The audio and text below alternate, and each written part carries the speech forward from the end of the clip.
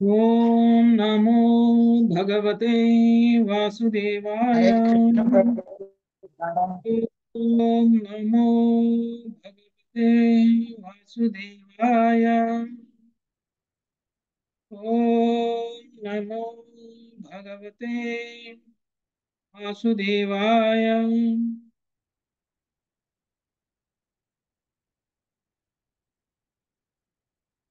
హరే కృష్ణ, అందరికీ వెల్కమ్.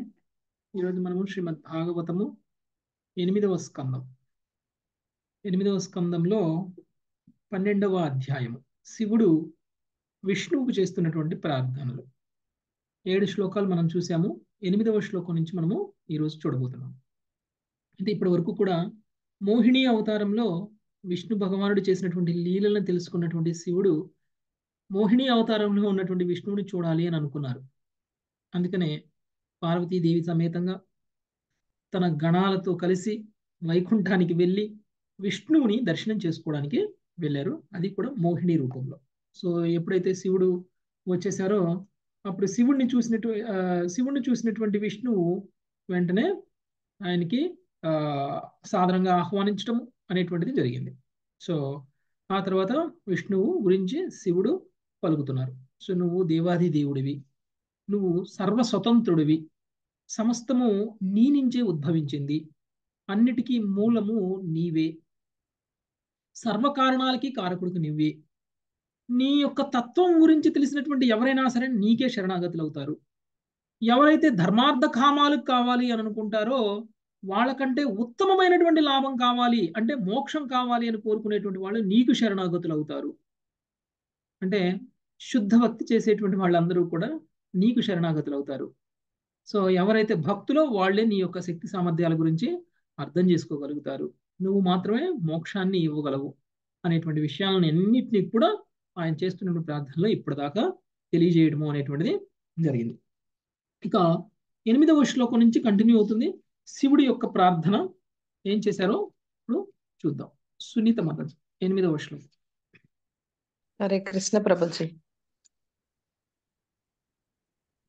ఏకస్త్వమేవ సదసద్వయమద్వయం చ ఏకస్త్వమేవ సదసద్వయమద్వయం చ స్వర్ణం కృతాకృతమివేహన వస్తు భేదః స్వర్ణం కృతాకృతమివేహన వస్తుభేదః అజ్ఞానతస్త్వయి జనైర్విహితో వికల్పో అజ్ఞానతస్త్వయి జనైర్విహితో వికల్పో యస్మాత్ గుణవ్యతికరో నిరుపాధికస్యాం. తస్మాత్ గుణవ్యతికరో నిరుపాధికస్య. భావం: దేవా, నీవే కార్యకారణ స్వరూపమై ఉన్నావు కనుక రెండుగా గోచరించినను నీవు ఏకమై అయి ఉన్నావు. ఆభరణముల యందలి స్వర్ణమునకు గనియందలి స్వర్ణమునకు భేదములేనట్లుగా కార్యకారణములకు భేదము లేదు. ఇవి రెండును ఒకటే అయి ఉన్నవి. కేవలం అజ్ఞానవశముననే జనులు భేదములను ద్వంద్వములను ఊహింతురు. నీవు భౌతిక కల్మష దూరుడవు.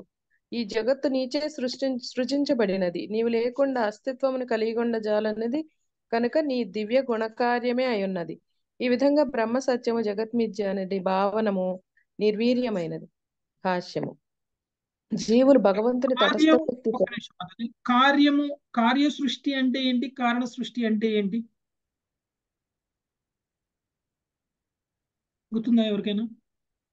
ప్రభుజీ మీరు అప్పుడు ఎగ్జాంపుల్ చెప్పారు ప్రభుజీ, అది గుర్తుంది ప్రభుజీ. సాంబార్ ఎగ్జాంపుల్ చెప్పారు చెప్పారు ప్రభుజీ.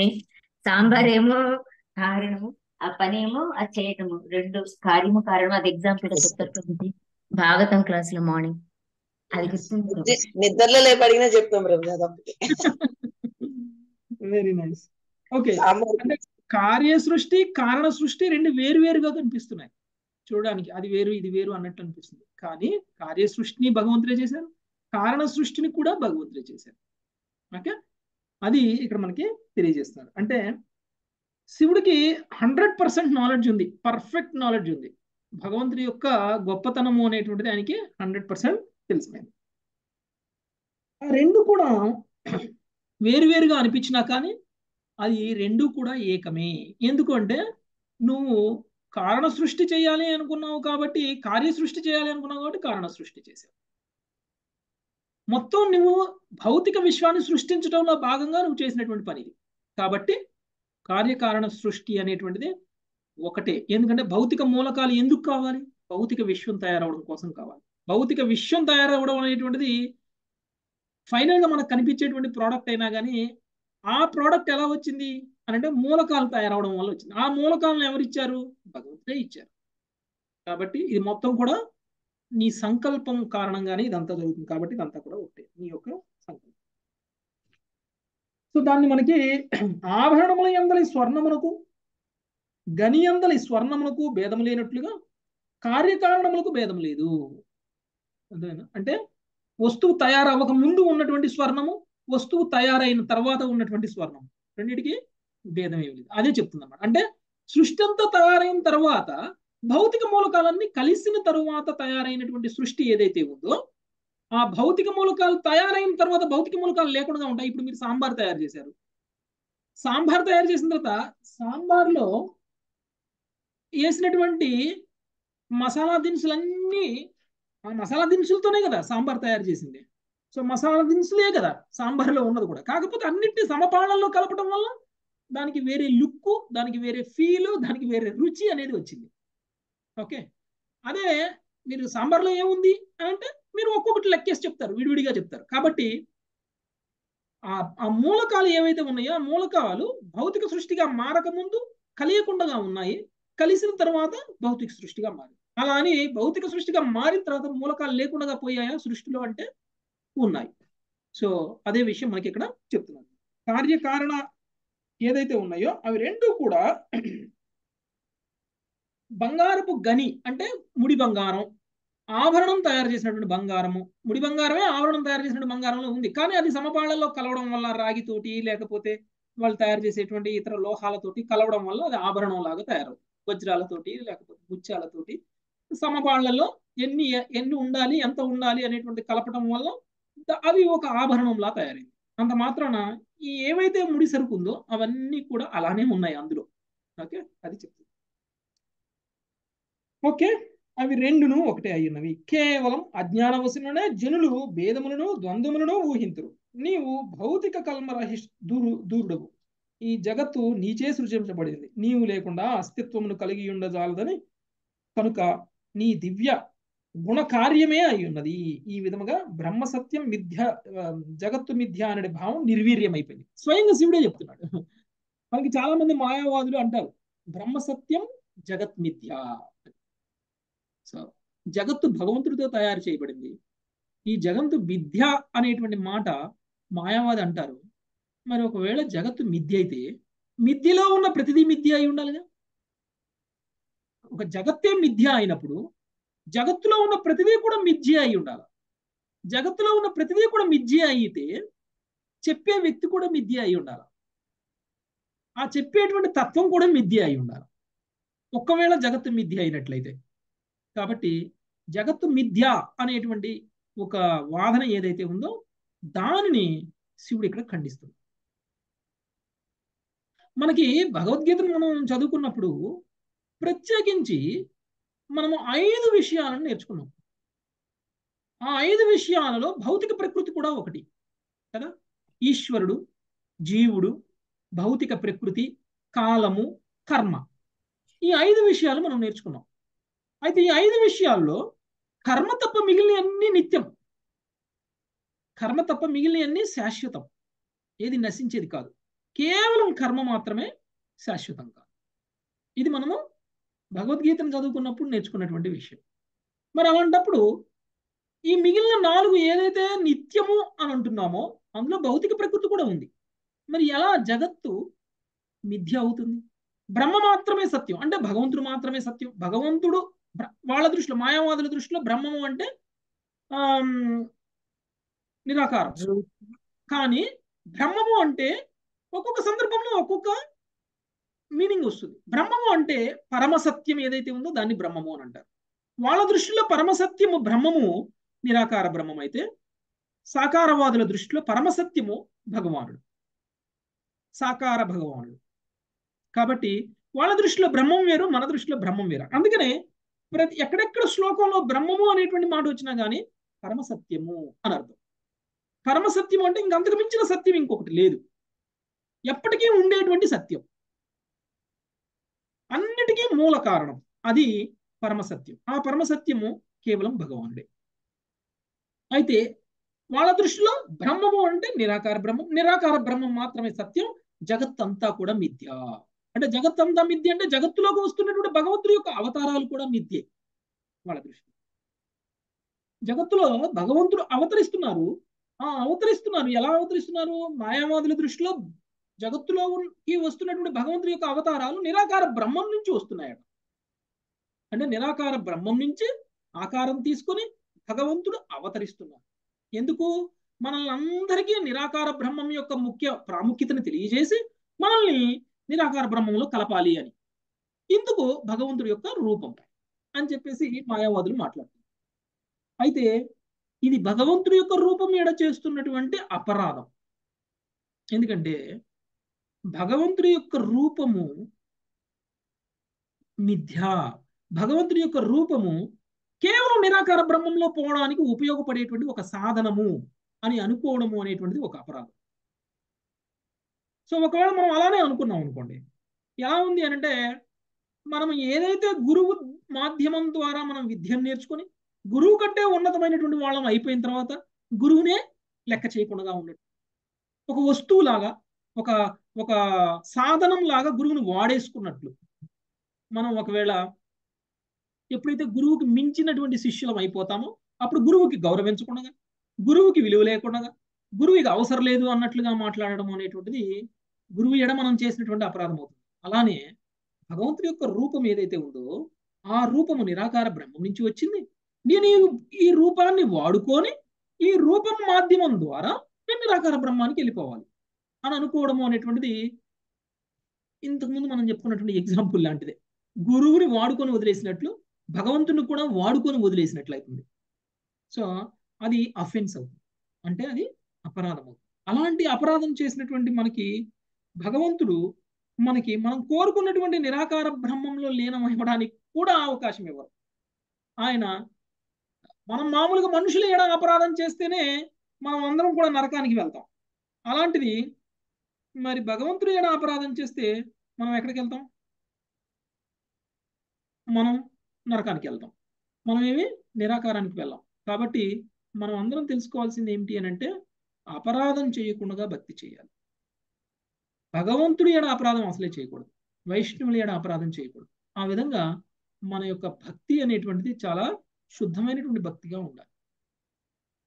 అలా లేనప్పుడు మనకి ఇలాంటి మన భక్తి తప్పుదారిలో పోతున్నట్టు. తర్వాత ఈ సమస్త భౌతిక సృష్టి కూడా భగవంతుడితోనే సృష్టింపబడింది.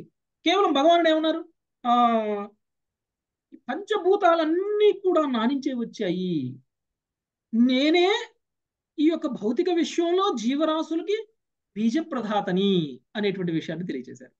అంటే భగవద్గీత కన్ఫర్మ్ చేసేస్తుంది. అంటే ఏమేమైతే విషయాలు ఇక్కడ అన్ని శివుడు మాట్లాడుతున్నారో అవన్నీ కూడా భగవంతుడు కృష్ణుడే స్వయంగా భగవద్గీతలో తన గురించి తాను చెప్పేసినటువంటి విషయం. కాబట్టి దాన్ని ఇప్పుడు శివుడు కూడా అంగీకరిస్తున్నారు.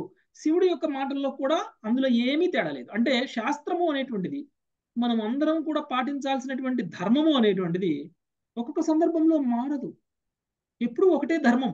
మనం సృష్టించుకున్నటువంటి ధర్మాలు ఒక్కొక్క సందర్భంలో ఒక్కొక్కటిగా మారిపోతూ ఉంటుంది. కానీ భగవంతుడు సృష్టించినటువంటి ధర్మం ఏదైతే ఉందో అది అన్ని సందర్భాల్లో ఒకేలా ఉంటుంది. కాబట్టి ఎప్పుడో సృష్టి ఆరంభంలో సూర్యుడికి భగవంతుడు ఉపదేశించినప్పుడు ఏం చెప్పారు, లేదు అని అంటే బ్రహ్మదేవుడు తపస్సు చేసినప్పుడు బ్రహ్మదేవుడి హృదయంలో భగవానుడు ఏమైతే చెప్పారు అదే విషయాన్ని ఏ భక్తుడైనా చెప్తారు, మార్చి చెప్పరు, ఇష్టం వచ్చిన తత్వం చెప్పరు. అంటే సమయానుకూలంగా ప్రదేశానుకూలంగా ధర్మము అనేటువంటిది మారిపోదు, ఎప్పుడు ఒకటే ఉంటుంది. ఓకే, అదే పరోధర్మం. మారనటువంటి ధర్మమే పరోధర్మం. అందుకనే మనకి ఏ శాస్త్రం చూసినా ఏ భగవంతుడి గురించి కీర్తించినటువంటి భక్తుల యొక్క మన కీర్తనలు చూసినా కానీ మనకి అలానే అనిపిస్తుంది. ఒకటే విధంగా వాళ్ళందరూ కూడా చెప్తారు. ఈవెన్ గజేంద్ర మోక్షంలో గజేంద్రుడు చేస్తున్నటువంటి ప్రార్థనలు చూసినా కానీ గజేంద్రుడు కూడా సేమ్ చెప్పాడు, సేమ్ తత్వాన్ని చెప్పారు. ఇప్పుడు శివుడు కూడా అదే చెప్తున్నాడు. కాబట్టి భగవంతుడికి సంబంధించినటువంటి సత్యము ఎవరు మాట్లాడినా మారదు. అందుకనే ఆయన పరమసత్యం. ఆయనకి సంబంధించిన లక్షణాలు, గుణాలు ఎవరు ఎన్ని మాట్లాడినా కానీ అవన్నీ కూడా ఎప్పటికీ కూడా పరమసత్యమైనటువంటివే, మారేటువంటివి కాదు. కాలానుగుణంగా, పరిస్థితులకు అనుగుణంగా, ప్రదేశాలకి అనుగుణంగా మారేటువంటిది కాదు భగవంతుడికి సంబంధించినటువంటి సత్యం. అది మనం అర్థం చేసుకోవాలి. ఓకే, చదవండి మాతాజీ భాష్యం. హరే కృష్ణ ప్రభుజీ. భాష్యం. జీవులు భగవంతుని తటస్థ శక్తి స్వరూపులు కాగా వారి దేహములు ప్రకృతి జనితములని శ్రీల విశ్వనాథ చక్రవర్తి ఠాకూరులు తెలిపిరి. అనగా దేహము భౌతికమైనది, ఆత్మ దివ్యమైనది. కానీ ఈ రెండింటికి మూలము ఒకడే భగవంతుడు. దీనిని గూర్చి శ్రీకృష్ణ భగవానుడు భగవద్గీత 7.45 యందు ఇట్లు వివరించెను. భూమిరాపో నలో వాయు ఖమ్మనో బుద్ధిరేవచ అహంకార ఇతీయం మే భిన్నా ప్రకృతిరష్టధా అపరేయమితస్త్వన్యాం ప్రకృతిం విద్ధి మే పరాం జీవభూతాం మహాబాహో యయేదం ధార్యతే జగత్. భూమి, జలము, అగ్ని, వాయువు, ఆకాశము, మనసు, బుద్ధి, అహంకారము అను 8 అంశముల సముదాయమున భిన్న ప్రకృతి అనబడును. ఓ బాహుడవైన అర్జున, వాటికి అన్యముగా న్యూనమైన ప్రకృతిని ఉపయోగించుకొని జీవులను కూడి ఉన్న నా ఉన్నతమైన శక్తి వేరొకటి కలదు. ఈ విధంగా భౌతిక పదార్థము, జీవులనేది 2 అంశములు భగవత్ శక్తి ప్రకటములే అయి ఉన్నవి. శక్తిమంతుడు అభిన్నము అయినందునను భౌతిక పదార్థం తటస్థ శక్తి అనున్నవి పరమశక్తిమంతుని శక్తి స్వరూపములే అయినందునను దేవదేవుడే సర్వస్వం అయి ఉన్నాడు. ఈ సందర్భమున మూడి బంగారు ఆభరణముల ఉపమానమును చెప్పుకొనవచ్చును. స్వర్ణ కుండలములు, గనియందలి స్వర్ణము కార్యకారణముల రూపముననే భిన్నములు కాని వాస్తవమునకు అవి ఒకటే అయ్యున్నవి. బ్రహ్మమే సమస్తమునకు కారణమని వేదాంత సూత్రము వివరించుచున్నది. జన్మాద్యస్య యతః సమస్తము పరబ్రహ్మము నుండియే ఉద్భవించినది. ఆ పరబ్రహ్మము నుండి సమస్తము వివిధ శక్తి స్వరూపములుగా బహిర్గతమగును. అందువలన వాటిని మిథ్య అని భావింపజాలము. బ్రహ్మమునకు మాయకు మాయావాదులు చూపెడి భేదము కేవలం అజ్ఞానవశముననే అయి ఉన్నది. భాగవత చంద్రిక అనేది గ్రంథమున శ్రీ వీరరాఘవాచార్యులు వైష్ణవ సిద్ధాంతమును ఇట్లు వివరించిరి. భౌతిక జగత్తు అసత్ అనియు అచిత్ అనియు వర్ణింపబడినది. భౌతిక పదార్థము అచిత్, జీవశక్తి చిత్. కానీ వీటికి మూలము దేవదేవుడే. అతని యందు సదసత్తులకు భేదము లేదు. ఈ భావనను అనుసరించి సదసత్తులను కూడి ఉన్నట్లు దృశ్యమాన జగత్తు దేవదేవునకు అభిన్నమై ఉన్నది. ఇదం హి విశ్వం భగవాని వేతరః. ఈ దృశ్యమాన జగత్తు దేవదేవునికి భిన్నముగా గోచరించినను సాక్షాత్తుగా భగవంతుడు కూడా అయి ఉన్నది. దీనిని గూర్చి శ్రీకృష్ణ భగవానుడు భగవద్గీత 9.4 యందు ఇట్లు పలికెను. మయా తతమిదం సర్వం జగదవ్యక్తమూర్తినా మత్స్థాని సర్వభూతాని నచాహం తేష్వస్థితః. సమస్త జగత్తు అవ్యక్త రూపమున నాచే ఆవరింపబడి ఉన్నది. జీవులన్నీ నా యందు ఉన్నవి, కానీ నేను వాటి యందు లేను. కనుక పరమపురుషుడు ఈ జగత్తునకు భిన్నమైన వాడని ఎవరేని పలికినప్పటికీ అది నిజము కాదు. మయా తతమిదం సర్వం, సమస్త జగత్తు అవ్యక్త రూపమున నాచే ఆవరింపబడి ఉన్నది అని భగవానుడే పలికెను. కనుక ఈ జగత్తు భగవంతునికి భిన్నముగా లేదు. ఉన్న భేదము నామభేదము మాత్రమే. ఉదాహరణకు స్వర్ణకుండలములు, స్వర్ణ కంకణములు లేదా స్వర్ణహారము దేనిని గూర్చి పలికినను అది ఎంతయో స్వర్ణమే. అదే రీతిగా సదసత్తులు వివిధ ప్రకటములు చివరకు దేవదేవుని యందు ఏకమే అగును. ఏకమేవ ద్వితీయం బ్రహ్మ అని చాందోగ్యోపనిషత్తు 6.2.1 పలికినది. సమస్తము పరబ్రహ్మము నుండియే ఉద్భవించును. కనుక ఏకత్వము నెలకొని ఉన్నది. సర్వకుండలములకు ముడి స్వర్ణమునకు భేదము లేదనుచు ఒక ఉపమానము ఇదివరకే వసగబడినది. అయినను వైశేషిక తత్వకారులే తమ మాయావాద భావం వల్ల భేదములను కల్పింతురు. బ్రహ్మ సత్యం, జగన్మిథ్య, పరతత్వము సత్యము, దృశ్యమాన జగత్తు మిథ్య అని వారు పలుకుదురు. కానీ ఈ జగత్తును ఎందులకై మిథ్యగా భావింపవలెను? ఈ జగత్తు బ్రహ్మము నుండి ఉద్భవించినది కనుక సత్యమే అయ్యున్నది. కనుక వైష్ణవులు జగత్తును మిథ్య అని భావింపరు. పైగా ప్రతి వస్తువును వారు శ్రీకృష్ణుని సంబంధంలో వాస్తవమైనదిగా తలతురు. అనాకస్తస్య విషయాన్ యథార్హముపయుంజతః నిర్బంధ కృష్ణ సంబంధే యుక్తం వైరాగ్యముచ్యతే ప్రాపంచికతయా బుద్ధ్యా హరి సంబంధి వస్తునః. ముముక్షుభిః పరిత్యాగో వైరాగ్యం ఫల్గు కజ్యతే. వస్తువులను భగవత్ సేవార్థమే స్వీకరింపవలెను గాని స్వీయేంద్రియ భోగార్థము కాదు. మనుజుడు ఏదైనా వస్తువును శ్రీకృష్ణ భగవానునితో సంబంధము కలదిగా గుర్తించి సంగరహితంగా స్వీకరించినచో అది యుక్త వైరాగ్యం అనబడును. కృష్ణ సేవకు అనుకూలమైన దానిని అంగీకరింపవలెనే గాని భౌతికమైనదని భావించి తల త్యజింపరాదు. భక్తి రసామృత సింధువు 1.2 255 256 నందు ఉంది. జగత్తును మిథ్యని తలచి త్యజింపరాదు, అది సత్యమైనది. సమస్తమును భగవత్ సేవలో వినియోగించినప్పుడే సత్యం అనుభూతం కాగలదు. కానీ ఒక పుష్పము ఇంద్రియ భోగార్థము స్వీకరించినప్పుడు భౌతికమైనదగును. కానీ అదే పుష్పమును భక్తుడు కృష్ణునికి అర్పించినప్పుడు ఆధ్యాత్మికమై అలరారును. తన కొరకు వండుకొనినట్టు ఆహారం భౌతికం కాగా కృష్ణుని కొరకు వండినట్టు ఆహార పదార్థములు ప్రసాదమగును. ఇది అనుభూతికి సంబంధించిన విషయము. నిజమునకు సమస్తము దేవదేవుడు వసగినదే కనుక సమస్తము ఆధ్యాత్మికమైనదే అయ్యున్నది. కానీ సరైన జ్ఞానము లేని వారు త్రిగుణ ప్రభావం వలన భేద భావములను సృష్టింతురు.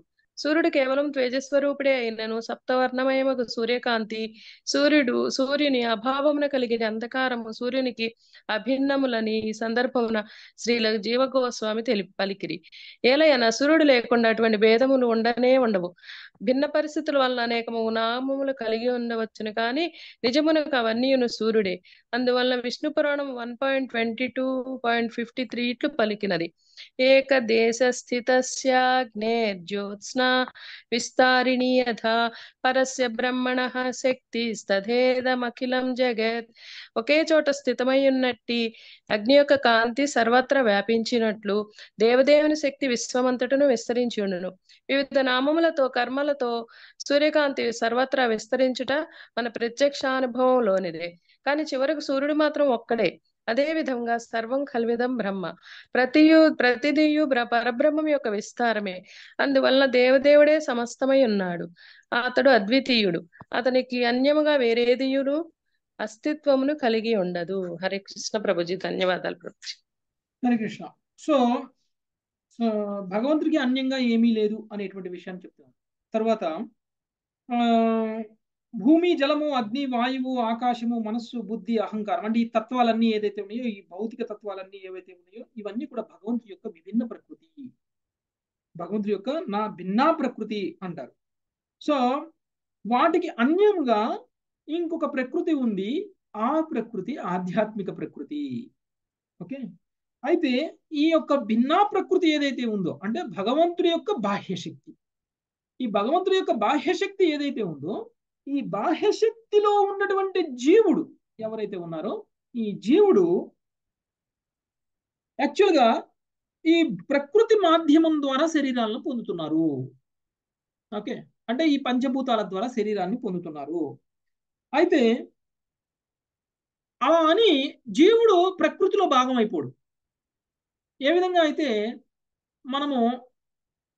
ఇప్పుడు మనం ఒక వస్తువు ఉందనుకోండి, ఒక వస్తువుని ఇలా గాలిలో పెడితే గాలిలో పెట్టబడినటువంటి వస్తువు గాలిలో కలిసిపోతుందా? కలిసిపోదు. దీనికి ఒక ప్రత్యేకమైనటువంటి ఒక గుర్తింపు అనేటువంటిది ఉంది. గాలిలో ఉన్నంత మాత్రాన గాలిలో కలిసిపోదు. ఆ విధంగా జీవుడు కూడా ఈ భౌతిక శరీరంలోకి వచ్చి ఉన్నా కానీ భౌతిక శరీరంలో కలిసిపోకుండా అలానే ఉంటారు. ఓకే.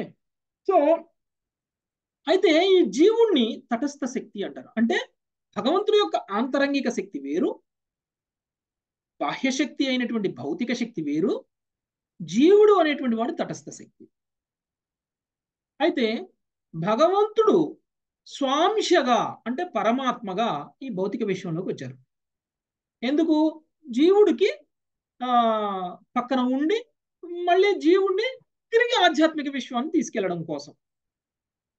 అయితే మనం ఏం చేస్తున్నాము? భౌతిక విషయంలోకి రాగానే మనం భగవంతుడితో ఉన్న సంబంధాన్ని మర్చిపోతున్నాము, పరమాత్మతో ఉన్న సంబంధాన్ని మర్చిపోతున్నాము, భగవంతుడే పరమాత్మగా విస్తరించి మన పక్కనే ఉన్నారు అనేటువంటి విషయాన్ని మర్చిపోయి భౌతిక ప్రకృతిలోకి రాగానే భౌతిక ప్రకృతి సాంగత్యంలో భౌతిక ప్రకృతికి సంబంధించిన ప్రతిదీ కూడా మనకు సంబంధించింది అని అనేస్తాం. యాక్చువల్గా అయితే మనం భౌతిక ప్రకృతిలో కలిసిపోలేదు, మనం వేరుగానే ఉన్నాము. కానీ మనము భౌతిక ప్రకృతికి సంబంధించినటువంటి ప్రతిదీ అంటే నా శరీరము, నా శరీరానికి సంబంధించినటువంటి ప్రతిదీ, లేదంటే నా భార్య, నా పిల్లలు, లేకపోతే తల్లిదండ్రులు, లేకపోతే మిత్రులు, వీళ్ళందరూ నా వాళ్ళు అని అనుకునేటువంటి భావన. ఇది ఏదైతే ఉందో ఇది భౌతిక స్థాయిలో ఉన్నటువంటి బంధాలు. ఈ భౌతిక స్థాయిలో ఉన్నటువంటి బంధాలలో ఎక్కువగా కూరుకుపోయినటువంటి వ్యక్తి ఆధ్యాత్మిక బంధాన్ని మర్చిపోతాడు. యాక్చువల్గా ప్రతి వ్యక్తికి రెండు రకాల బంధాలు ఉంటాయి. ఒకటి భౌతిక బంధం, రెండు ఆధ్యాత్మిక బంధం. ఆధ్యాత్మిక బంధం ఏదైతే ఉందో అది శాశ్వతమైనటువంటి బంధం. భౌతికమైనటువంటి బంధం ఏదైతే ఉందో అది అశాశ్వతమైనటువంటి బంధం. ఈ అశాశ్వతమైనటువంటి బంధాన్ని శాశ్వతం అనుకొని శాశ్వతమైనటువంటి బంధం గురించి మనం పూర్తిగా మర్చిపోతాం. అందుకనే వ్యక్తి ఆధ్యాత్మిక బంధము అనేటువంటి దాన్ని తన జీవితంలో ఒక భాగమని, వ్యక్తి ఆధ్యాత్మిక బంధాన్ని ఏర్పరచుకోవడం కోసం, అంటే భగవంతుడితో సంబంధాన్ని ఏర్పరచుకోవడము అనేటువంటిది ఒక లక్ష్యంగా కాకుండా భగవంతుడితోటి మనకున్నటువంటి బంధాన్ని పునరుద్ధరించుకోవడము అనేటువంటి విషయంలో మనం కేవలం ఒక నిమిషం కూడా ఆ రోజులో స్పెండ్ చేయకుండా కేవలం మనం భౌతిక బంధాల చుట్టూ తిరుగుతాం. అందుకనే మనం ఈ ప్రకృతిలో కలిసిపోయినట్టు కనిపిస్తుంది, కానీ కలవలేదు.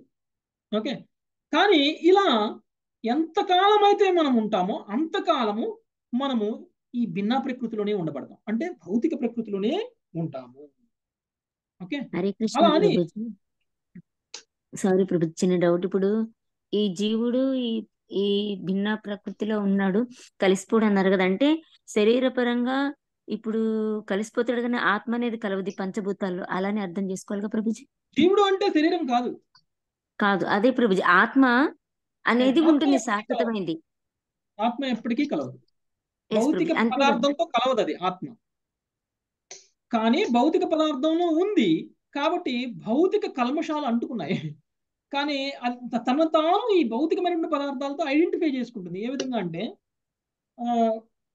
కొబ్బరికాయలో కొబ్బరి లేతగా ఉన్నప్పుడు టెంకికి గట్టిగా అతుక్కొని ఉంటుంది కదా, ఎప్పుడైతే అది ఎండిపోతుందో విడిపోతుంది. అలానే టెంకతోటి అస్తిత్వాన్ని కలిగి ఉంటుందా? టెంకే నేను అనుకుంటుందా కొబ్బరి? అనుకోకూడదు. ఎందుకంటే దాన్ని వేరు చేయొచ్చు, కానీ వేరు చేయడానికి ఒక పద్ధతి ఉంది. ఆ పద్ధతి ప్రకారం వేరు చేస్తే అది వేరవుతుంది. అంత మాత్రం టెంకిలో కలిసిపోయి టెంకిని నేనే లేదా టెంకే నేను లేకపోతే నేనే టెంకే అనుకోవడానికి అవదు కొబ్బరికాయ. సో దాన్ని ఒక ప్రాసెస్లో కనుక సరిగా ఎండబెడితే అప్పుడు కొంచెం కొంచెం విడిపోతుంది. టెంకి నుంచి విడిపోయినప్పుడు అప్పుడు కొబ్బరి చెప్ప ఆటోమేటిక్గా బయటకు వచ్చేస్తుంది. సో ఆ విధంగా ఆత్మ ఈ యొక్క శరీరంలో ఉన్నప్పుడు శరీరం నేను అని అనేసుకుంటుంది. మనం అందరం కూడా ఆత్మకు ఉన్నటువంటి చేతనం ఏదైతే ఉందో ఈ చేతనంలో ఏముంది మనకి అంటే ఈ శరీరం నేను, ఈ శరీరానికి సంబంధించినంతా నేనే. అలా అనుకోవడము అనేటువంటిది ఇంకా మనలో ఇంకా కొబ్బరికాయ ఎండలేదనమాట, ఇంకా డిటాచ్మెంట్ రాలేదు ఇంకా. ఓకే, ఎప్పుడైతే సాధన అనేటువంటి దాన్ని మనం తీసుకుంటామో, ఎప్పుడైతే భక్తుల సాంగత్యంలోకి వచ్చి మనం ఆధ్యాత్మిక సాధన ఎప్పుడైతే చేస్తామో అప్పుడు కొంచెం కొబ్బరికాయ ఎండుతుంది. ఎండినప్పుడు అది భౌతికత్వమైనటువంటి ఈ భౌతిక శరీరం నుంచి కొంచెం డిటాచ్ అవుతుంది. అలా కొంచెం కొంచెం సాధన పెరుగుతున్నప్పుడు డిటాచ్మెంట్ పెరుగుతూ ఉంటుంది, భౌతిక విషయాల పట్ల డిటాచ్మెంట్ పెరుగుతూ ఉంటుంది. అప్పుడు తన స్వీయ అస్తిత్వాన్ని అది తెలుసుకోగలుగుతుంది. అందుకని తటస్థ శక్తి అయినటువంటి ఈ జీవుడు అటు ఆధ్యాత్మిక విషయంలో అయినా ఉండొచ్చు, ఇటు భౌతిక విషయంలో అయినా ఉండొచ్చు. తటస్థ శక్తి కాబట్టి మనకున్నటువంటి సూక్ష్మమైనటువంటి స్వాతంత్రంతో మనం ఎంచుకోవచ్చు మనం ఎక్కడ ఉండాలి అనేది. కానీ మనకున్నటువంటి సూక్ష్మ స్వాతంత్రాన్ని మనం భౌతిక విషయంలో ఉండాలి అని కనుక ఎంచుకున్నట్లయితే మనం భౌతిక విషయంలో ఉండిపోతాం. లేదు మనకున్నటువంటి స్వాతంత్రంతో లేదు ఇలా ఉండకూడదు, నేను సాధన చేయాలి, నేను మంచిగా ఆధ్యాత్మికంగా ఉండాలి, నేను భగవంతుడికి సేవకుణ్ణి, నేను భగవంతుడి యొక్క సేవకుడిగా మారిపోవడానికి నేను చేయాల్సినటువంటి ఆధ్యాత్మిక కార్యక్రమాలన్నీ కూడా నా జీవితంలో చేయాలి అని అనుకున్నాం అనుకోండి, అప్పుడు ఆటోమేటిక్గా మనము ఆధ్యాత్మిక విషయానికి వెళ్ళిపోతాం. ముక్త జీవులు అందరూ ఆధ్యాత్మిక విషయంలో ఉంటే బద్ధ జీవులు కేవలం భౌతిక విషయంలో ఉంటారు. ఓకే, కాబట్టి బద్ధ జీవుడు మాత్రమే తనను తాను భౌతిక విషయంలో ఉన్నటువంటి ప్రతి దాంతో ఐడెంటిఫై చేసుకుంటాడు. సో అలా చేసుకోవడం వల్ల మనం జన్మ మృత్యు అనేటువంటి దాన్ని తిరిగి పొందుతూనే ఉన్నాం. ఓకే, తర్వాత ఈ భౌతిక విషయము అనేటువంటిది ఏదైతే ఉందో ఇది భగవంతుడి యొక్క ఆధ్వర్యంలో ఉంది. ఈ భౌతిక విషయంలో ఉన్నటువంటి భౌతికమైనటువంటి మాయ ఏదైతే ఉందో అది కూడా భగవంతుడి యొక్క ఆధ్వర్యంలో. ఎప్పుడైతే మనము భగవంతుడి ఆధ్వర్యంలో ఉన్నటువంటి మాయ నుంచి తప్పించుకోవాలి అని అనుకుంటామో అప్పుడు మనం భగవంతుడికి శరణం వేడాలి. ఒకవేళ మనం భగవంతుడికి శరణు వేడలేదనుకోండి, మనము మాయ చేతిలో ఉండిపోతాం.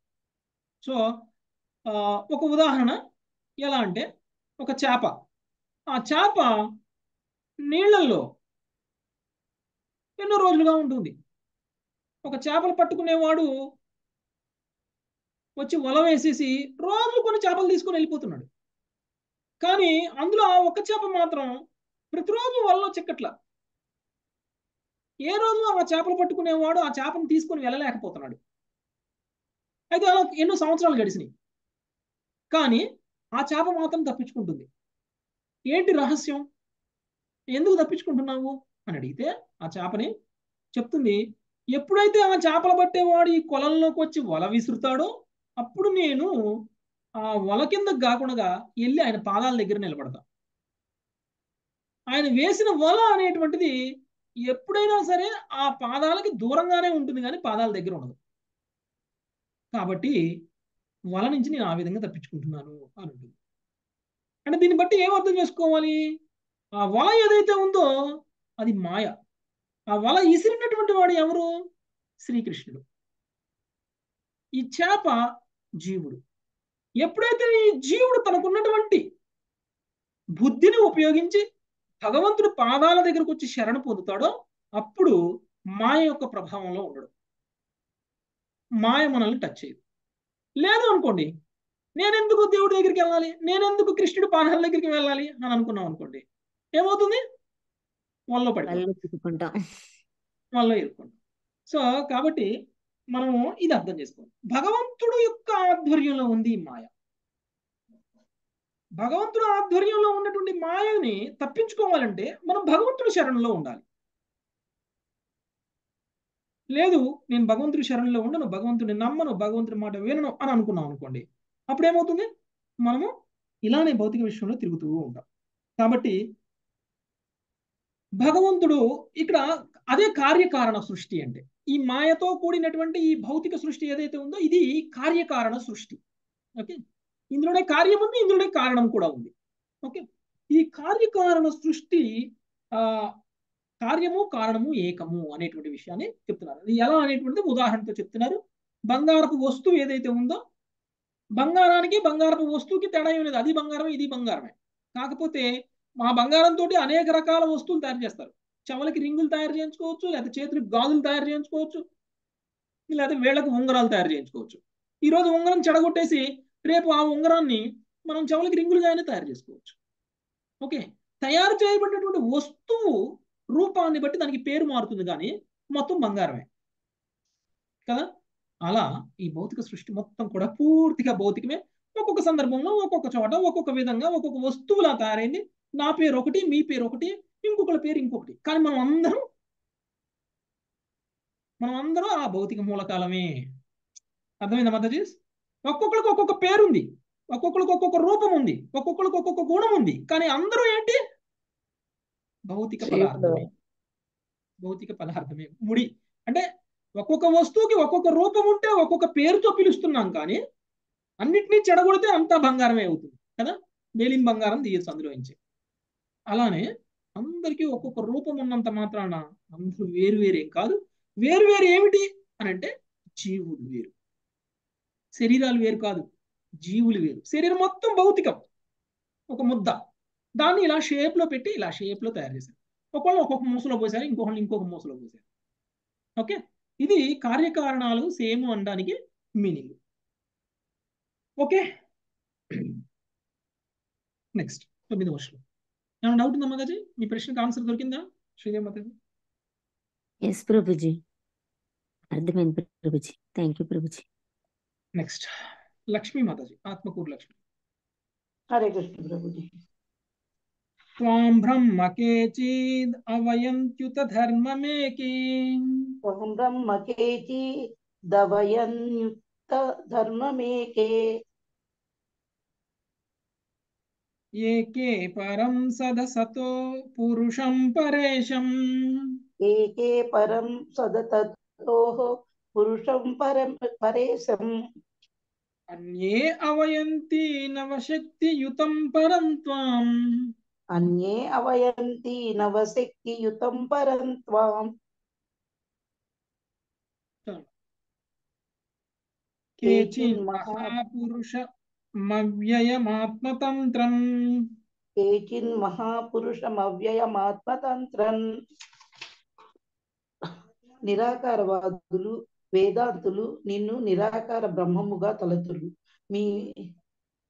మీమాంసకులు నిన్ను ధర్మమనియు, సంఖ్యాతత్వవేత్తలు నిన్ను ప్రకృతి పురుషులకు పరమైనటి వాడవు, దేవదేవునకు నియామకుడు అయిన వాడవు పరమ పురుషునిగాను భావింతురు. పంచరాత్రమనడి భక్తి యోగ విధానమును అనుసరించు వారు నిన్ను నవవిధ శక్తి యుతునిగా భావింతురు. పతంజలి అనుయాయులకు పతంజలి తత్వవేత్తలు నిన్ను సమానాధిక్యతములు లేనట్టి పరమ స్వతంత్ర పురుషుడు అని తలంతురు. హరే కృష్ణ ప్రభుజీ. సో ఒక్కొక్కరు ఒక్కొక్క రకంగా నిన్ను తలుస్తారు అనేటువంటి విషయం చెప్తున్నారు. నిరాకారవాదులు నిన్ను నిరాకార బ్రహ్మంగా తలుస్తారు, అంటే వీళ్ళని మాయావాదులు అని అంటారు. ఓకే, అయితే మీమాంసకులు అంటే నిన్ను ధర్మమనియు, లేకపోతే వేత్తలు వాళ్ళు నిన్ను ప్రకృతి పురుషులకు పరమైనటువంటి వాడు అని, అంటే వాళ్ళందరూ కూడా ఆధ్యాత్మికమైనటువంటి దాన్ని భౌతికమైనటువంటి దాన్ని వేరు చేసి దానిలో ఉన్నటువంటి విషయాలను ఎనలైజ్ చేసి భగవంతుణ్ణి పురుషుణ్ణి లేకపోతే జీవుణ్ణి ప్రకృతిని వేరు చేసి చూస్తారు. ఓకే, అది సాంఖ్యతత్వం అంటే. అలాంటి వాళ్ళు నువ్వు భౌతికమైన దానికి పురుషుడు పరమైనటువంటి వాడు అనేటువంటి దాన్ని కనుక్కుంటారు. ఆ తర్వాత దేవతలకు నియామకుడు అయినటువంటి వాడు ఒక పరమ పురుషునిగాను వాళ్ళు భావిస్తారు. తర్వాత పాంచరాత్రము అనే భక్తి యోగ విధానమును అనుసరించేటువంటి వాళ్ళు నేను నవవిధ శక్తి యూతునిగా భావించరు. సో నీలో అన్ని రకాల శక్తులు ఉన్నాయి, అంటే శక్తులన్నిటికీ మూలమైనటువంటి వాడివి నువ్వు అని ఎవరైతే విగ్రహారాధన చేస్తారో వాళ్ళు భావిస్తారు. తర్వాత భక్తి యోగ విధానమును అనుసరించి వాళ్ళు నిన్ను నవవిధ శక్తి యూతుడుగా భావిస్తారు. పతంజలి అనుయాయులకు పతంజలి తత్వవేత్తలు నిన్ను సమానాధిక్యములు లేనటువంటి పరమ స్వతంత్ర పురుషుడు అని భావించరు. అంటే నీతో సమానమైన వాడు, నీకంటే అధికమైనటువంటి వాడు ఎవరు లేరు, నువ్వే పరమ పురుషుడివి అని భావిస్తారు పతంజలి తత్వవేత్తలు. Okay, next. ప్రభుజీ హరే కృష్ణ ప్రభుజీ. ప్రభుజీ మీమాంసకులు అంటే వైష్ణవులని అర్థం చేసుకోవాలా? కాదు, మీమాంసకులు అంటే తత్వవేత్తలు. తత్వవేత్తలు ప్రభుజీ. తత్వవేత్త. పంచరాత్రం అంటే విగ్రహారాధన చేసేవాళ్ళ ప్రభుజీ? విగ్రహారాధన చేసేవాళ్ళు అంటే మనం అందరం కూడా భక్తి యోగమే కాబట్టి మనం అందరం కూడా విగ్రహారాధన చేస్తాం. అంటే మన భక్తి విగ్రహారాధన భక్తి కాదు అసలు, యాక్చువల్ గా మనది రాగానుగ భక్తి. ఓకే, అంటే మనది ప్రేమ భక్తి. శ్రీ సాంప్రదాయం వాళ్ళది విగ్రహారాధన భక్తి. ప్రభుజీ ప్లీజ్ ఇంకొక డౌట్ ప్రభుజీ, సాంఖ్య తత్వవేత్తలు ఈ తత్వవేత్తలకు తేడా ఏంటి ప్రభుజీ? సాంఖ్య తత్వవేత్తలు కరెక్ట్ గానే తెలుసుకుంటారు. వాళ్ళు అంటే వాళ్ళు భౌతికమైన పదార్థాన్ని ఆధ్యాత్మికమైనటువంటి దాని నుంచి వేరు చేసేసినప్పుడు మిగిలింది ఆధ్యాత్మిక. అప్పుడు వాళ్ళకి క్లారిటీ ఎక్కువ వస్తుంది అన్నమాట. అంటే భగవంతుడిని వేరు చేసి చూస్తారు, ఆత్మని వేరు చేసి చూస్తారు. ఓకే, భౌతికమైనటువంటి విషయాల నుంచి. తత్వవేత్తలు అంటే వీళ్ళు మీమాంసకులు అంటే వాళ్ళని భక్తులుగా పరిగణించడానికి లేదు. ఓకే, వాళ్ళు ఏంటి అని అంటే ఋషుల్లాగా. ఋషులు ఏం చేస్తారు? మునులు అంటాం కదా, ఋషులు కాదు మునులు. ఈ మునులు ఏం చేస్తారు అంటే ఒక్కొక్కరు ఒక్కొక్క సిద్ధాంతం చెప్తారు.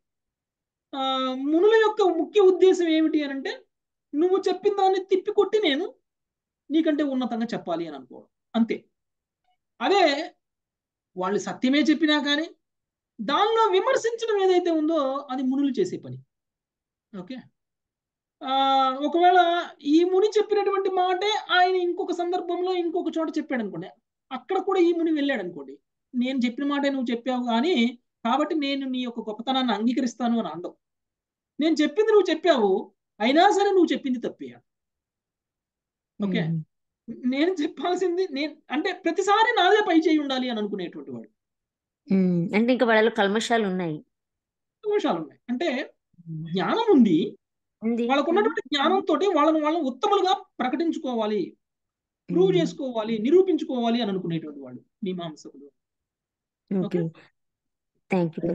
ప్రభుజీ వ్యతిరేకంగా చెప్పడం ప్రభుజీ అంతేగా? అంతే, మీరు ఏం చెప్పినా మీకు వ్యతిరేకంగా చెప్తారు. మీ ఇంట్లో చెప్పట్లా అట్లా?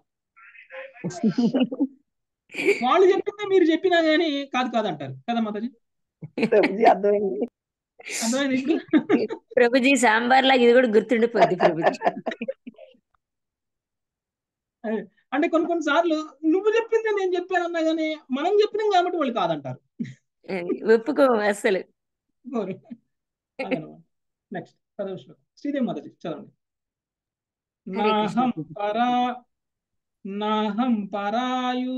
పరాయుర్ఋషయో న మరీచి ముఖ్యం నాహం పరాయు ఋషయో న మరీచి ముఖ్యా జానంతి యద్విరచితం ఖలు సత్వసర్గా జానంతి యద్విరచితం ఖలు సత్వసర్గాః యన్మాయయాముషిత చేతస ఈశ దైత్యం యన్మాయయా ముషిత చేతస ఈస దైత్యం అర్త్యాదయః కిముత శశ్వధభద్రవృత్తాం మర్త్యాదయః కిముత శశ్వత భద్రవృత్తాః.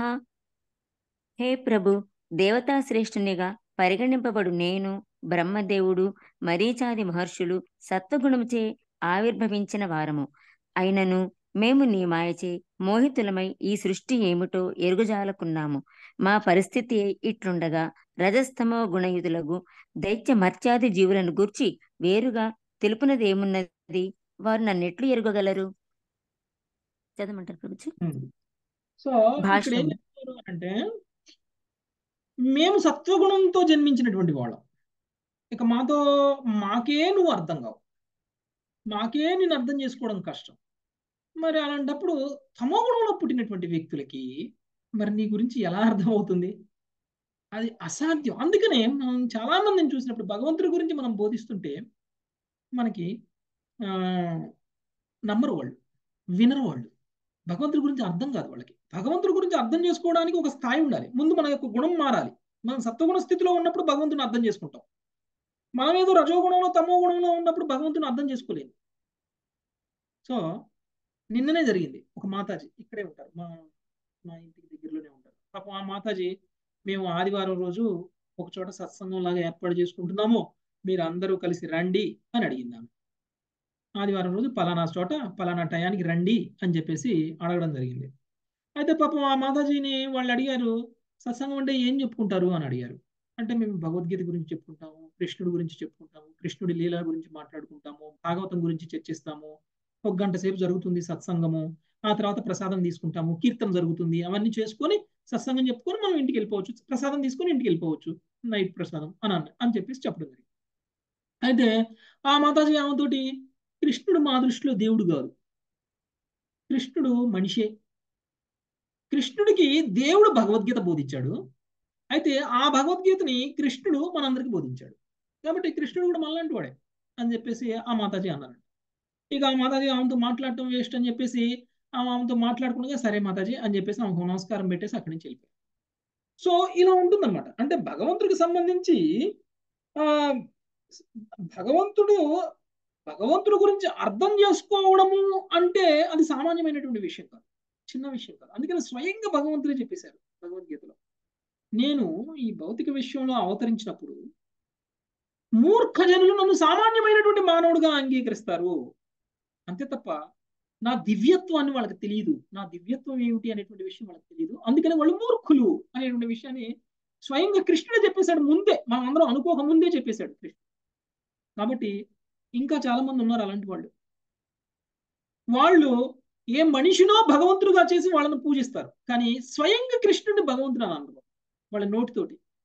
సో ఎంత అపరాధం అంటే, ఎవరో మనలాంటి సామాన్యమైనటువంటి ఒక వ్యక్తిని దండలేసి పూజలు చేసి భగవంతుడుగా భావిస్తారు, కానీ కృష్ణుని మాత్రం మనిషి అని అంటారు. సో అంత మూర్ఖత్వం అనేటువంటిది ఇంకా మన సమాజంలో ఉంది. చాలా మంది అలాంటి మూర్ఖత్వంలోనే బ్రతుకుతున్నారు. కాబట్టి ఇదంతా కూడా ఇంకా పైగా మనం వాళ్ళ దగ్గరికి వెళ్ళి మాట్లాడితే మన తత్వం తప్పని, మన మీనింగ్ తప్పని, శాస్త్రం తప్పని, మేము ఎవరినైతే దేవుడుగా భావిస్తున్నామో ఆయన చెప్పిన తత్వంలోంచి, ఆయన చెప్పిన విషయాల్లోంచి మనకి బోధించి మనల్నే మన మన అలాంటి వాళ్ళ సాంగత్యం ఒక్క సెకండ్ కూడా ఉండకూడదు. మనం అసలు యాక్చువల్గా అయితే మనం ఒక్క సెకండ్ కూడా అలాంటి వాళ్ళ సాంగత్యంలో ఉండకూడదు. ఉంటే అది ఒక గిన్నెడు పాలల్లో అయినా సరే ఒక విషపు చుక్క ఎంత ప్రమాదమో అంత ప్రమాదం. కాబట్టి అలాంటి వాళ్ళు దొరికినప్పుడు అందుకే నా మాతాజీ కూడా సెకండ్ కూడా ఉండలేదు వాళ్ళ దగ్గర. థ్యాంక్స్ అని చెప్పేసింది, నమస్కారం పెట్టేసింది, అక్కడి నుంచి వెళ్ళిపోయారు. సో అలా చేయాలి మనం కూడా. కాబట్టి శివుడు చెప్తున్నారు, నీ గురించి నేనే అర్థం చేసుకోలేను, ఇంకా దైత్యులు, మానవులు, లేకపోతే నీచ జన్మలో పుట్టినటువంటి జంతువులు, లేకపోతే తమోగుణంలో ఉన్నటువంటి వాళ్ళు ఏం అర్థం చేసుకోగలరు అని చెప్పేసి శివుడే డిక్లేర్ చేసేసి. ఓకే, కాబట్టి శివుడు యొక్క పరిస్థితే ఆయన చూసుకోండి. ఆయనే చెప్పుకుంటున్నారు, నాకు నువ్వెవరో కూడా పూర్తిగా తెలియదు అని. ఓకే, నెక్స్ట్ భాష్యము. నిజము చెప్పవలనన్నచో సత్వగుణయుతులైనను దేవదేవుని స్థితిని ఎరుగజాలరు. ఎట్లైనచో నిమ్న గుణములైన రజస్తమో గుణములలో ఉన్న వారిని గూర్చి తెలుపునది ఏమున్నది? నిజమునకు మనము భగవంతుని ఏ విధంగా ఊహింపగలము? పలు రకములైన తత్వవేత్తలు పరతత్వము నెరుగుటకు యత్నించుచున్నను నిమ్న గుణములలో నెలకొనిన వారులు దురలవాట్లను అనగా సురాపానము, మాంసభక్షణము, అక్రమ సంబంధము, జూదము అలవాటు పడిన వారును అగుటచే భగవంతుని వారు ఎట్టు తెలుసుకొనగలరు? అది వారికి అసంభవము. నారదముని ఉపదేశించిన పాంచరాత్రిక విధి ఒక్కటే నేడు ఆశగా మిగిలినది. కనుకనే శ్రీల రూప గోస్వామి బ్రహ్మయామల నుండి ఈ క్రింది శ్లోకమును ఉదహరించిరి. శృతి స్మృతి పురాణాది పంచరాత్రి విధిం వినా ఐకాంతికి హరేర్భక్తి రుత్పాతాయైవ కల్పతే.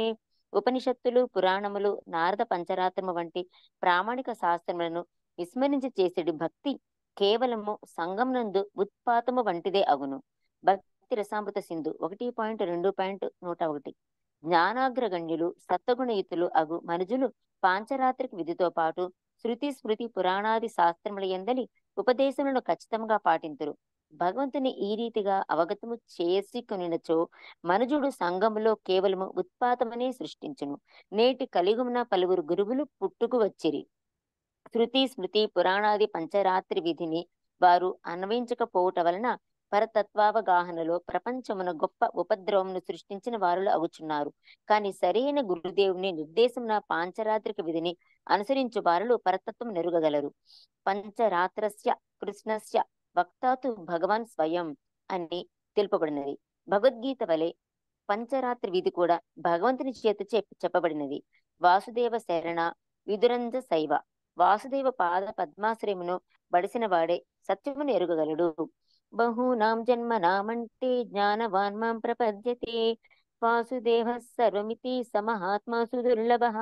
జ్ఞానవంతుడైన వాడు బహు జన్మ మృత్యుల పిదప నన్నే సర్వకారణములకు కారణునిగను సమస్తమునుగను తెలుసుకొని నాకు శరణమునందును. అట్టి మహాత్ముడు అతి దుర్లభుడు. భగవద్గీత 7.19. వాసుదేవుని చరణ కమలములను శరణుజొచ్చిన వారే పరతత్వమును ఎరుగగలరు. వాసుదేవే భగవతి భక్తి యోగ ప్రయోజితః జనయత్యాసు వైరాగ్యం జ్ఞానంచ యదహైతుకం. దేవదేవుడగు శ్రీకృష్ణుని వనర్చెడి భక్తిత సేవచే మనుజుడు శీఘ్రమే జ్ఞానమును జగత్తు పట్ల వైరాగ్యమును బడేయగలడు. భాగవతము 1.2.7 అని చెప్పబడినది. కనుకనే శ్రీకృష్ణ భగవానుడు అనగా వాసుదేవుడు స్వయంగా భగవద్గీత యందు ఇట్లు ఉపదేశించెను. సర్వధర్మాన్ పరిత్యజ్య మామేకం శరణం వ్రజ. సర్వ విధములకు ధర్మములను విడిచి నన్నే శరణు పొందము. భగవద్గీత 18.66. భక్త్యా మామభిజానాతి యావాన్యశ్చాస్మి తత్వతః. కేవలము భక్తియుత సేవ చేతనే మనుజుడు నన్ను యథారూపముగా దేవదేవుడని అవగాహన చేసుకొనగలడు.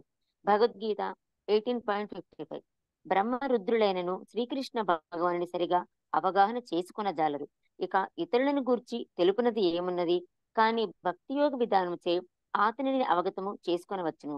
మయ్యా సక్త మనః పార్థ యోగం యుంజన్మదాశ్రయః అసంశయం సమగ్రం మాం యథా జ్ఞాస్యసి తచ్ఛృణు. భగవద్గీత 7.1. శ్రీకృష్ణుడు తనను గూర్చి పలికినది విని ఆ దేవదేవిని ఆశ్రయించిన వాడై భక్తి యోగమున నెలకొనిన వాడు అతనిని గూర్చి సమస్తము నెరుగగలడు. నిజమునకు అట్టి భక్తుడు కృష్ణుని గూర్చి పూర్తిగా అనగా సమగ్రం అవగతము చేసుకొనగలడు. హరే కృష్ణ ప్రభు. థ్యాంక్ యూ ప్రభు. ఓకే, భక్తి యోగంలో ఉన్నటువంటి వాళ్ళు మాత్రమే కృష్ణుడి గురించి అర్థం చేసుకోగలరు. వాసుదేవుడే సర్వం అని తెలుసుకున్నటువంటి వ్యక్తి మాత్రమే పరతత్వం గురించి అవగాహన అనేటువంటిది వస్తుంది. కాబట్టి మనందరం ఏ గుణంలో ఉన్నా మన బుద్ధిని కొంచెం ఉపయోగించి ఎవరైతే శుద్ధ భక్తులో శుద్ధ భక్తుడు ఏం చేస్తున్నాడో, శుద్ధ భక్తుడికి సేవ చేయడం, శుద్ధ భక్తుడు ఏం చెప్తే అది చేయడం, అది ఎప్పుడైతే మనం చేసామో అది మన బుద్ధిని ఉపయోగించుకోవడం వల్ల మనకున్నటువంటి గుణ ప్రభావాలు కూడా మనకు తగ్గుతాయి. మనం ఏ గుణంలో ఉన్నా కానీ మనం వైష్ణవులుగా మారేటువంటి అవకాశం ఉంది. కాబట్టి మనం ఏ వర్ణంలో ఉన్నటువంటి వాళ్ళము అనేటువంటి దాంతో సంబంధం లేదు, ఏ గుణ ప్రభావం మనలో ఉంది అనేటువంటి దాంతో సంబంధం లేదు, మనకి తత్వం అర్థమవుతుందా లేదా అనేటువంటి దాంతో కూడా సంబంధం లేదు. తత్వం అర్థమైందా, మనకి కృష్ణుడు అర్థమయ్యాడా, భగవంతుడు ఎవరు, కర్తత్వం ఏమిటి, ప్రకృతి ఏమిటి, జీవుడు ఏమిటి, ఈ భౌతిక పదార్థాలు ఏమిటి అనేటువంటి విషయం మనకి తెలియకపోయినా మనం ఎవరో ఒక వ్యక్తిని గట్టిగా నమ్మాలి. ఆ నమ్మినటువంటి వ్యక్తి శుద్ధ భక్తుడై ఉండాలి. పొరపాటున మనం మాయావాదుల వ్యక్తులను లేకపోతే దొంగ గురువులను నమ్మేసి మనము మన దారిని తప్పుదారిలో పోకుండా చూసుకోవాలి. ఎవరైతే వైష్ణవుడో, ఎవరైతే శుద్ధ భక్తుడో వాళ్ళ ఆధ్వర్యంలోకి రావాలి. అలాంటి వాళ్ళను గురువులుగా పొందాలి. ఒకవేళ మనం అలాంటి వాళ్ళని గురువులుగా పొందలేదంటే మన జీవితం వ్యర్థం అయిపోయినట్టు. ఈ జీవితం 100% వ్యర్థం. మనకు తెలియకుండానే మనం ఏదో ఆధ్యాత్మిక సాధనలో మనము భక్తి మార్గంలో వెళ్తున్నాము అని అనుకున్నప్పటికీ మనం మన జీవితాన్ని వ్యర్థం చేసుకుంటాం. ఒక జీవితం వేస్ట్. చిన్న విషయం కాదు. ఒక జీవితం వేస్ట్ అంటే చిన్న విషయం ఏం కాదు. ఎవరినో ఒకళ్ళని గురువులుగా ఎంచేసుకొని ఏదో ఒక విధంగా భక్తి మార్గంలో ఉన్నాము అని అనుకోవడము అనేటువంటిది ఒక జీవితాన్ని మనం పడంగా తాకట్టు పెట్టేస్తున్నాం. మనకి అతి విలువైనటువంటి ఒక జీవితాన్ని తాకట్టు పెట్టేసేయటం అంటే మనము మన ఇంట్లో ఉన్నటువంటి ఒక చిన్న బంగారపు వస్తువును, లేకపోతే మన ఇంట్లో ఉన్నటువంటి ఒక ఇంకేదైనా కొంచెం విలువైనటువంటి వస్తువును, లేదా మన ఇంటినో తాకట్టు పెడితేనే మనం చాలా విలువెల్లాడిపోతాం. అలాంటిది మనం మన జీవితాన్ని తాకట్టు పెట్టేస్తున్నామంటే అది కూడా ప్రామాణికం కానటువంటి ఒక వ్యక్తిని గురువుగా ఎంచుకొని వాళ్ళు మనల్ని నరకానికి తీసుకువెళ్తున్నారు. అలాంటి వ్యక్తులను మనం గురువుగా ఎంచుకున్నామంటే కనుక మనము మనంత దురదృష్టవంతుడు ఇంకొకరు లేడు ఈ భౌతిక విషయంలో. మనము ఎన్నో జన్మలు ఎత్తితే తప్ప మళ్ళీ మనకి వాసుదేవుడే సర్వం, వాసుదేవుడికి శరణు పొందడమే సర్వం. అందుకే చూడండి ఇక్కడ మనకి భగవద్గీతలో ఒక శ్లోకం వచ్చింది, బహూనాం జన్మనామాంతే జ్ఞానవాన్మాం ప్రపద్యం వాసుదేవ సర్వమితి సమహాత్మా సుదుర్లభం. ఎన్నో జన్మలు ఎత్తితే తప్ప స్వయంగా శ్రీకృష్ణ భగవానుడే సర్వం. శ్రీకృష్ణ భగవానుడి యొక్క శరణే సరి అయినటువంటి శరణు అని తెలుసుకోలేడు. అలా ఒకవేళ మనం గనక తెలుసుకోగలిగితే మనము మహాత్ములము అని స్వయంగా కృష్ణుడే బోధించేశాడు. మనం అందరం కూడా మహాత్ములు. మహాత్ముడు అంటే ఇది, కృష్ణుడు సర్వం, కృష్ణుడికి శరణు పొందడమే నిజమైనటువంటి భక్తి అని గనక తెలుసుకోగలిగినటువంటి వ్యక్తి మహాత్ముడు. అలాంటి మహాత్ములు చాలా అరుదుగా ఉంటారు. వజ్రాలు అనమాట. వజ్రాలు ఎక్కడ పడితే అక్కడ దొరుకుతాయా? రాళ్ళు దొరికినట్టు వజ్రాలు దొరకవు రోడ్ల మీద. కాబట్టి ఏమిటండి, మేము ఎక్కడికి వెళ్ళినా భక్తులు లేరు, ఎక్కడా భక్తులు దొరకట్లేదు, మేము వెళ్ళి రండి భక్తులు కాండి అని చెప్తే వాళ్ళు మమ్మల్ని తిట్టి పంపిస్తున్నారు అని అంటే వజ్రాలు ఎక్కడ పడితే అక్కడ ఉండవు.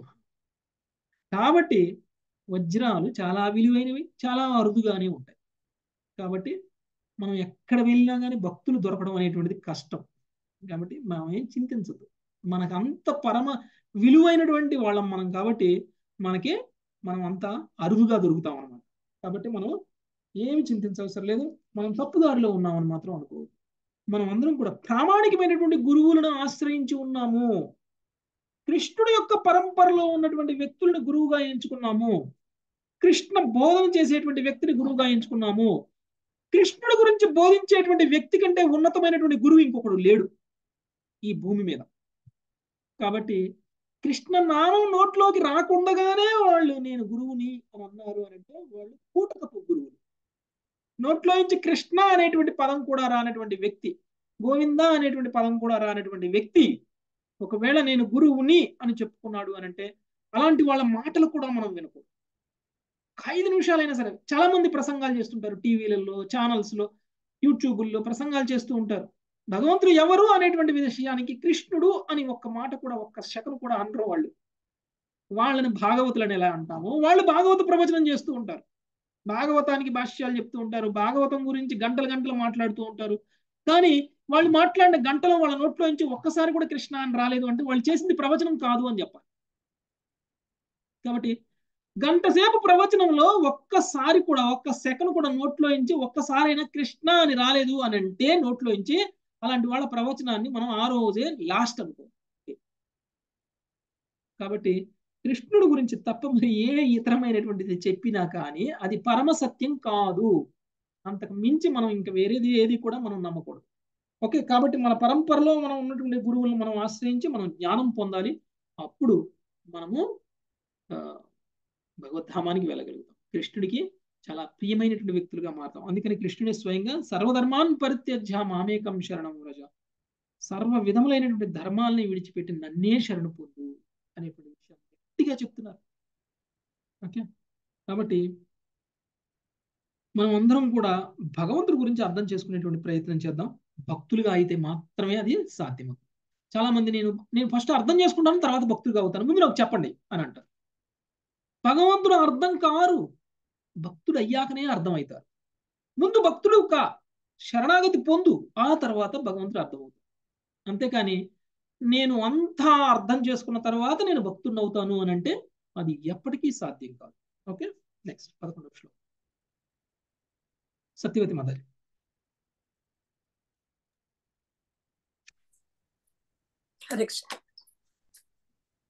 సత్వం సమీహిత మదస్థితి జన్మనాశం, సత్వం సమీహిత మదస్థితి జన్మనాశం, భూతే హితం చ జగతో భవబంధ మోక్షో, భూతే హితం చ జగతో భవబంధ మోక్షో, వాయుర్యథా విశతికం చ చరాచరాఖ్యం, వాయుర్యథా విశతికం చ చరాచరాఖ్యం, సర్వం తాదాత్మకతయా గమో అవరుంతే, సర్వం తదాత్మకతయా గమో వరుణ్యే.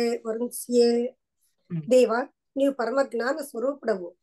ఈ సృష్టిని గూర్చి, దీని ఆరంభ పోషణ లయములను గూర్చి నీవు పూర్తిగా ఎరుగుదువు. ఏ ప్రయత్నించే జీవులు ఈ భౌతిక జగత్తు చిక్కుబడదురో లేదా దాని నుండి ముక్తులగదురో అట్టి కార్యములన్నిటిని నువ్వు ఎరుగుదువు. వాయువు విశాలముకు ఆకాశం నందును చరాచర జీవరాశి దేహం నందును ప్రవేశించే రీతి నీవు సర్వతో ఉపస్థితుడివై ఉన్నావు కనుక నీవు సమస్తము ఎరుగుదువు. భాష్యం. బ్రహ్మ సంహిత యందు ఇట్లు చెప్పబడినది. ఏకోప్యసౌ రచయితుం జగదండ కోటిం యశ్చక్తిరస్తి జగదండ చయాయదంతః ఎండాంతరస్థ పరమాణు చయాంతరస్థం గోవిందమాది పురుషం తమహం భజామి. ఒకనొక అంశచే ప్రతి విశ్వం నందును పరమాణు నందును ప్రవేశించి ఆ విధంగా భౌతిక సృష్టి అదంతటను తన అపారమగు శక్తిని అపరిమితముగా ప్రకటించినట్టు దేవదేవుడకు గోవింద నేను భజించును. బ్రహ్మ సంహిత 5.35.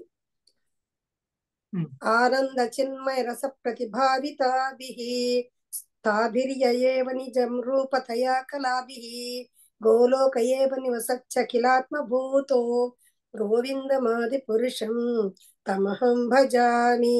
తన ఆధ్యాత్మిక స్వరూపను పోలినదియు హలాదిని రూపిణకు రాధారాణితో నిజధామమున గోలోకమునందు వసించడు ఆది పురుషులకు గోవిందుని నేను భజింతును. రాధిక యొక్క సహచర గణమే వారి పరిచారక గణము. వారందరూ ఆమె యొక్క విస్తారములు నిత్యానంద ఆధ్యాత్మిక రస పూర్ణులై ఉన్నారు. బ్రహ్మ సంహిత 5.37.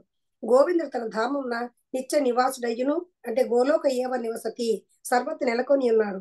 అతనికి తెలియంది లేదు, అతని తెలియకుండా దాచిపెట్టగలిగేది కూడా ఏదీ లేదు. ఇచ్చట వసగబడిన ఉపమాన భగవంతుని వాయువుతో పోల్చుతున్నది. వాయువు విశాలమగు ఆకాశం నందును ప్రతి దేహం నందును ఉన్నప్పటికీ సమస్తమునకు భిన్నమైనది. హరే కృష్ణ ప్రభుజీ. ఓకే, సో ఈ శ్లోకంలో శివుడు భగవంతుడి యొక్క స్వాంశ గురించి మాట్లాడుతున్నాడు. అంటే భగవంతుడి భౌతిక విశ్వంలో పరమాత్మగా ఏ విధంగా ఆవరించి ఉన్నారు అనేటువంటి విషయం, అడుగున భగవంతుడు ఏ విధంగా విస్తరించి ఉన్నారు అనేటువంటి విషయం.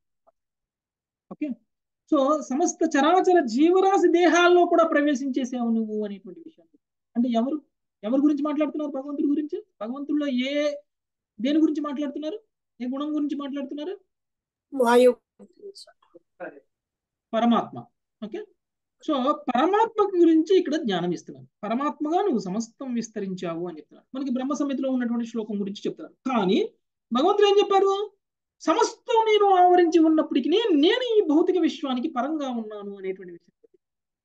అది మనకి ఇక్కడ బ్రహ్మ సంహితలో 2 శ్లోకాలను తీసుకొచ్చి మనకి చెప్తున్నారు. ఒక శ్లోకంలో నువ్వే సమస్త విశ్వం కూడా ఆవరించి ఉన్నావు అని చెప్తున్నారు.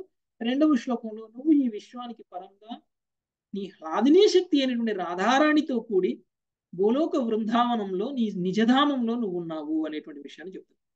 కాబట్టి మనకి కృష్ణుడు భగవద్గీతలో చెప్పినటువంటిది సమస్త భౌతిక విశ్వములో కూడా నేను పూర్తిగా ఆవరించి ఉన్నాను, కానీ నేను ఈ భౌతిక విశ్వానికి పరంగా ఉన్నాను అనేటువంటి విషయానికి మనకి ఆ బ్రహ్మ సంహితలో చెప్పబడినటువంటి 2 శ్లోకాలని కనుక మనం అర్థం చేసుకోగలిగితే కృష్ణుడు చెప్పినటువంటి ఒక్క మాటకి మీనింగ్ మనకి అప్పుడు అర్థమవుతుంది. కృష్ణుడు విశ్వం మొత్తం వ్యాపించి ఉన్నప్పటికీ విశ్వానికి బాహ్యంగా ఉన్నారు అనేటువంటి విషయం మనకి అర్థం కావాలి. ఓకే, నెక్స్ట్ 12, 13 చదివి సాపుదాం మాతాజీ. శిరీష మాతాజీ. అవతారా మయా దృష్ట రమమాణస్య తే గుణై. అవతారా మయా దృష్ట రమమాణస్య తే గుణైః. ఓహం తద్ద్రష్టుమిచ్ఛామి యత్తే యోషిధ్వపుర్ధతం.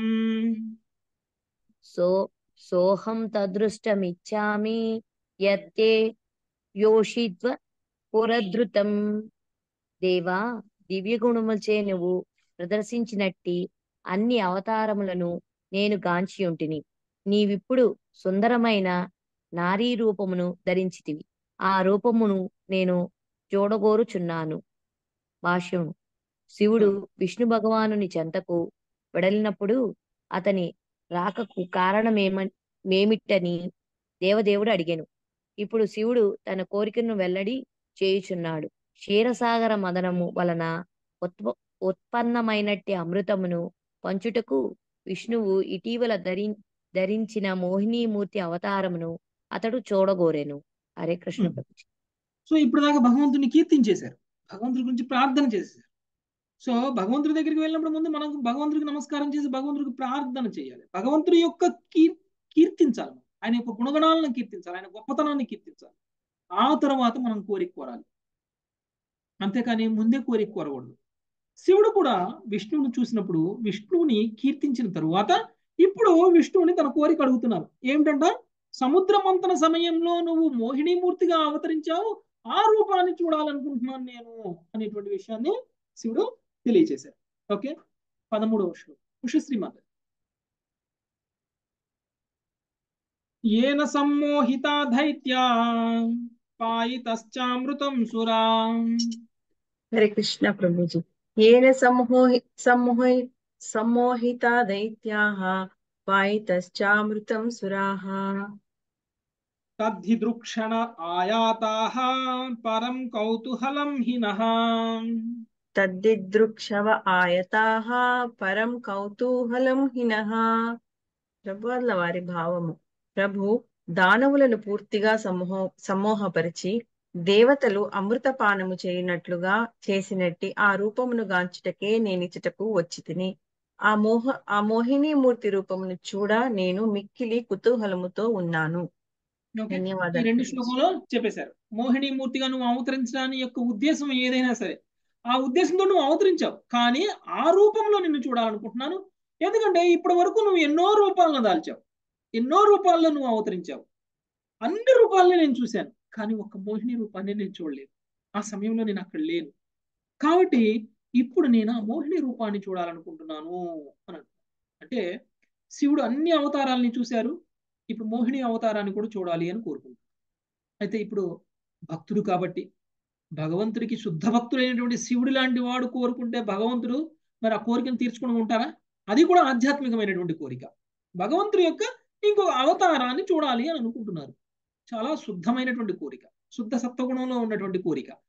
అలాంటి కోరికను తీర్చడం భగవంతుడు తప్పకుండా చేస్తారు. మనం గనక మనం కూడా అలాంటి కోరికలను కోరుకుంటే, మనం కూడా అలాంటి శుద్ధ సత్వగుణంలో గనక వచ్చి భగవంతుడి యొక్క రూపం చుట్టూలో ఉన్నటువంటి యొక్క ఆనందాన్ని కనుక మనం పొందగలిగితే అప్పుడు భగవంతుడు తప్పకుండా మనకి ఆయన రూపాన్ని చూపించడానికి రెడీగా ఉంటారు. సో నెక్స్ట్ శ్లోకం నుంచి మనకి భగవంతుడు మళ్ళీ మోహిని రూపంగా మారి శివుడికి మోహిని అవతారాన్ని చూపించడానికి మళ్ళీ మోహిని రూపంగా మారతారు. అది మనము రేపు చూద్దాం మాతాజీ. Thank you very much. వాంఛాకల్పతరుభ్యశ్చ కృపా సింధుభ్యైవ చ పతితానాం పావనేభ్యో వైష్ణవేభ్యో నమః. హరే కృష్ణ.